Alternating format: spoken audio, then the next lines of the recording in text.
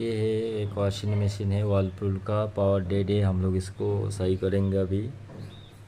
ये हमारा मैकेनिक है, टेक्नीशियन इंजीनियर है, ये ठीक करने वाला है मशीन। तो चलो हम लोग देखते हैं कैसे रिपेयर करते हैं। देखो कॉर्नर वॉशिंग मशीन है, इसका पावर डेड हो चुका है। ये वर्लपूल इन्वर्टर है,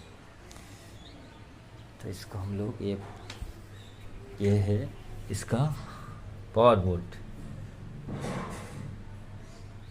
और ये है आपका डीसी। ये जो मोटर देख रहे हैं ये भी डीसी मोटर है। और ये स्पाइडर ये देखो प्लास्टिक का है।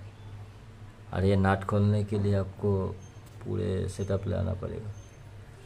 तो चलो हम लोग रिपेयर करते हैं।